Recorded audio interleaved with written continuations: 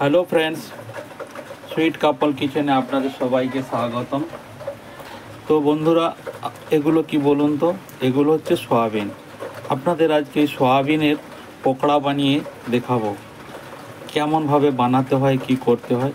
প্রথমে সয়াবিনগুলোকে জলে ভিজিয়ে নিয়েছি, ঠিক আছে। এগুলোকে কি করতে হবে, ব্লেন্ডারে দিয়ে ভালো করে পিষে নিতে হবে। এবং এর মধ্যে চাইলে এরকম সাইজের একটা পেঁয়াজ আপনারা কেটে কুচি কুচি করে লাস্টে মিশিয়ে নিতে পারেন, অথবা ব্লেন্ডারে দিয়ে মিক্স করে নিতে পারেন।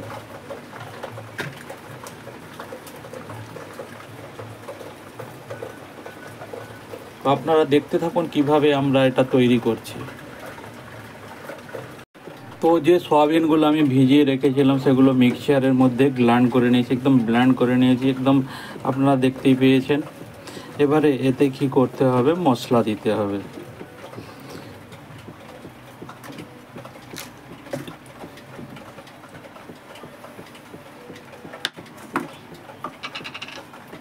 আমি এতে হাফ চামচ লঙ্কা গুঁড়ো দিয়ে দেব।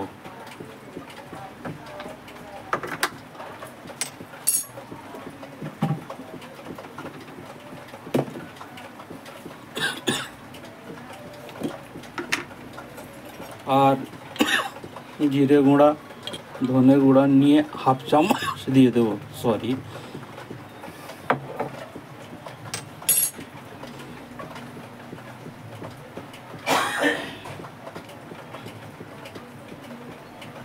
এগুলো তো দিলাম, এর সঙ্গে আরও যে জিনিস দিতে হবে সেটা হচ্ছে বেসন। বেসন না দিলে কখনোই পকোড়া হবে না। এবারে অপশনাল রয়েছে, কেউ কেউ চাইলে আপনারা এতে একটা ডিম ফাটিয়েও দিতে পারেন। তো আমি এতে বেসন দেব, এই 1 কাপের মতন বেসন দেব আন্দাজ মাপে। এরপরে যদি মনে হয় যে আমাদের বেসন লাগবে তাহলে অবশ্যই আপনারা অ্যাড করতে পারবেন। হ্যাঁ, শুধু এগুলো দিলেই হবে না, কিন্তু সবথেকে আরও একটা ব্যাপার, মজাদার জিনিস যেটা, লবণ কিন্তু দিতে হবে। লবণ না দিলে আপনি যতই ভালো পকোড়া বানান তার কিন্তু কোনো টেস্ট লাগবে না। তো আমি এটা মাখিয়ে নিচ্ছি, আপনারাও মাখিয়ে নেবেন। ততক্ষণ আপনারা আমাদের ভিডিওটা দেখতে থাকুন। তো বন্ধু, গ্যাস জ্বেলে দেওয়া হয়েছে, কড়াইও বসিয়ে দিয়েছি। এবারে কি করব, যেটা দিয়ে ভাজতে হবে আমাদের পকোড়া, তার জন্য তেলের দরকার, একদম রিফাইন তেল। আপনারা যে যা তেল পছন্দ করেন সেই তেলও আপনারা ভাজতে পারেন। তো সরষের তেল চাইলে সরষের তেল, রিফাইন বললে রিফাইন, বা আদার্স কোনো তেল, যে যেটা পছন্দ করেন তাতে করতে পারেন। তো তেলটা গরম হলে এবারে গোল গোল করে করব। আমি যেটা মাখিয়ে নিয়েছি সেটা হচ্ছে এইভাবে মাখিয়ে নিয়েছি। আর মাখিয়ে নেওয়ার পর একে 5 মিনিট আমি রেস্টও দিয়েছি সব কিছু দিয়ে। চাইলে আপনারা এতে পেঁয়াজ অ্যাড করতে পারবেন, কুচি কুচি কুচি করে, যেমন পেঁয়াজি ভাজা হয় সেইভাবে আপনারা অ্যাড করতে পারবেন। আমি এতে পেঁয়াজ দিইনি, একটা পেঁয়াজ যেটা দেখিয়েছিলাম সেটা মিক্সারের মধ্যে দিয়ে মিক্স করে নিয়েছি। তারপর লঙ্কা গুঁড়ো, জিরে গুঁড়ো, ধনে গুঁড়ো, স্বাদ হিসাবে লবণ সব কিছু দিয়ে দিয়েছি। দিয়ে এটাকে 5 মিনিট রেস্টে রেখেছিলাম। এবারে কড়াই জেলে কড়াইয়ে তেল দিয়ে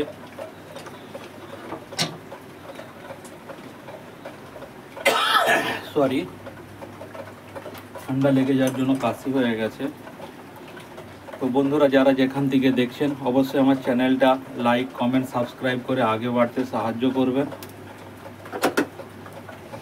তো আপনারা লাইনে দেখতে থাকুন, আপনাদের পরিবারের নতুন সদস্য।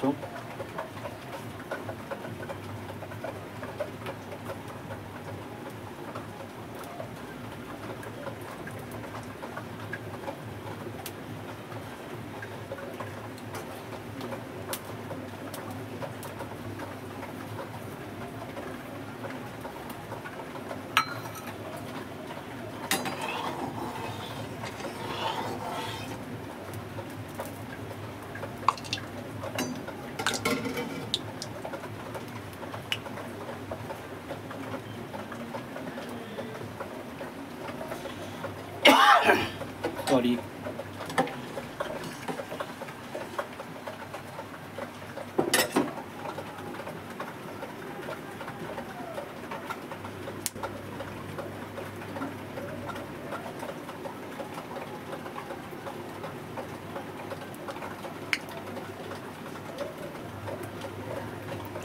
এবারে আমি এটাকে তেলের মধ্যে দিতে থাকবো ছোট ছোট করে।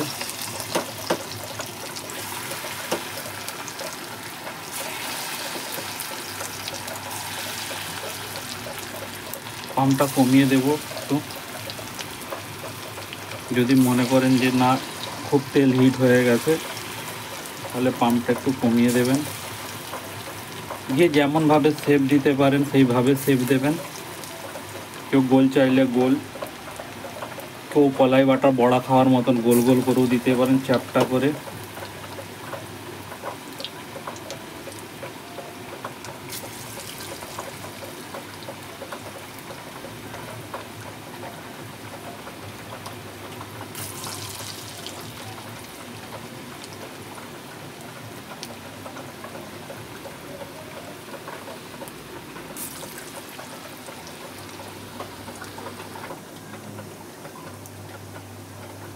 আমার ফ্রাই চলছে, দেখতেই পাচ্ছেন আপনারা। হালকা আঁচে ভাজতে হবে একটু, বেশি আঁচ তুলে দিলে কিন্তু একদম কালো হয়ে যাবে তুরন্ত।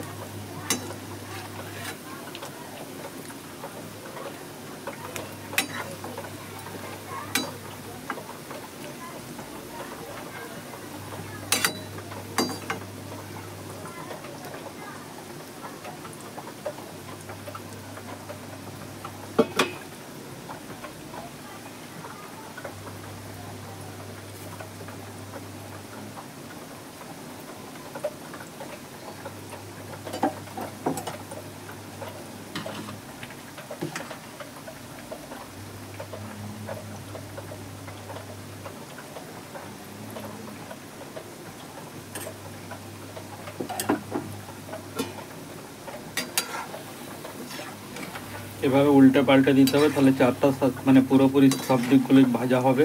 যেগুলো প্রথমে দিয়েছিলাম একটু বেশি আঁচে, প্রথমে দেখতে পেয়েছেন লাল লাল হয়ে গেছে।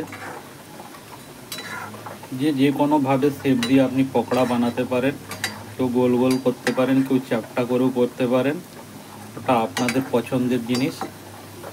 কিন্তু এইভাবে পকোড়া বানাতে হবে। এটা আপনারা সন্ধ্যাবেলা চায়ের সঙ্গেও খেতে পারবেন, কোনো অসুবিধা নেই। হালকা নাস্তা হয়ে যাবে টিফিনের মতন।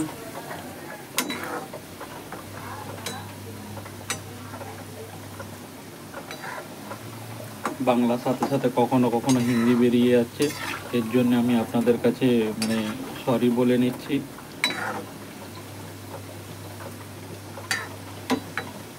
তো বন্ধুরা, অবশ্যই আমার চ্যানেলটা একটা লাইক কমেন্ট সাবস্ক্রাইব করতে ভুলবেন না।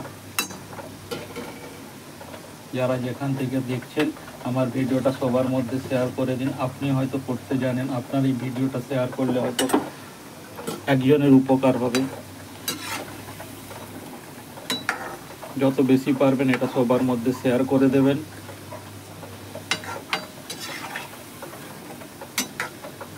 আর এটা কম আঁচে ভাজার চেষ্টা করবেন, কারণ বেশি আঁচ দিলে কেউ বাইরেটা প্রথমেই জ্বলে যাবে আর ভিতরে দেখবেন হালকা কাঁচা রয়ে গেছে। সেগুলো আপনারা দেখতেই পাচ্ছেন ঠিক তালের বড়ার মতন, কিন্তু আসলে এগুলো পকোড়া। আপনি চায়ের সাথে নাস্তার সাথে সুন্দরভাবে খেতে পারবেন। বাড়িতে যদি সেচুয়ান চাটনি থাকে, একদম মামির মা দিদিমা, খুব সুন্দর লাগবে টেস্ট। তো আপনারা বাড়িতে এইভাবে ট্রাই করুন। প্রথমে ভিজিয়ে নেবেন, তারপরে ওটাকে মিক্সচারের মধ্যে গ্ল্যান্ড করে নেবেন। চাইলে আপনি ওর মধ্যে লঙ্কা, কাঁচা লঙ্কা এবং পেঁয়াজ ওটাকেও বেটে নিতে পারেন, মানে মিক্সচারে পিষে নিতে পারেন, অথবা ছোট ছোট করে কুচি কুচি করে যেমন পেঁয়াজি ভাজা হয় সেইভাবেও আপনারা করতে পারেন। তারপর যে জিরে গুঁড়া, হলুদ গুঁড়া, লঙ্কা গুঁড়া, ধনে গুঁড়া, সেই মশলাগুলো আপনি একটু একটু করে দিয়ে দেবেন পরিমাণ মতন স্বাদ হিসাবে। আর লবণটা তো বুঝতেই পারছেন, বেশি পড়ে গেলে 12টা বেজে যাবে, সমস্ত কষ্টটাই জলে পড়ে যাবে। তো সুতরাং লবণটা স্বাদ হিসাবে অবশ্যই দেবেন, কম করে দেবেন। প্রয়োজনে দ্বিতীয়বার একটুখানি হাতের মধ্যে নিয়ে টেস্ট করে আপনি স্বাদ হিসেবে লবণটা দিতে পারবেন। দেওয়ার পর 5 মিনিট আপনি রেস্টে রাখবেন এবং তারপর ছোট ছোট করে বল বল আকারে, অথবা যেমন কলাইয়ের বড়া হয়, আমরা গ্রামে আমাদের মা ঠাকমা যেভাবে কলাইয়ের বড়া ভেজে খাওয়াতো, সেইভাবেও আপনি চ্যাপটা চ্যাপটা করে ফ্রাই করতে পারেন, অসুবিধা কিছু নেই। ওটা আপনার অপশনাল, যেভাবে এইভাবে একবার ভেজে দেখুন আর চায়ের সাথে মজমচে খেয়ে দেখুন,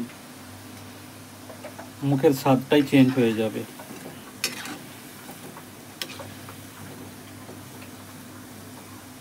তো বন্ধুরা, আমার ভিডিওটা এখানেই আমি শেষ করতে চলেছি।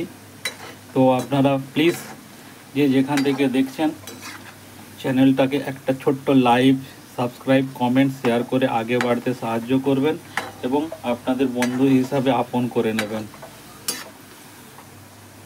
এটা আমার ফ্রাই হয়ে গেছে, এটাকেও আমি ছান্তার সাহায্যে তেল থেকে তুলে নিচ্ছি।